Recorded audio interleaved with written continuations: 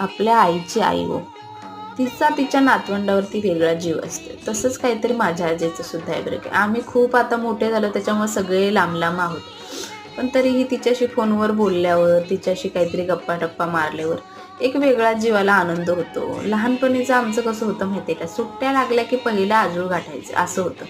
मग तिच्या हातचे ते पदार्थ खायचे, त्यातले त्यात सकाळी केलेला मस्त नाश्ता, त्यामुळे नाश्त्याला असायचा शिरा वगैरे, पोहे असं काहीतरी असायचं. तिच्या बोलण्यात जी आपुलकी होती ना हो, ती आपुलकी आजपर्यंत कुठं मिळाली नाही हो. इतकं छान तिचं गोड बोलणं, गोड वागणं, खूप छान.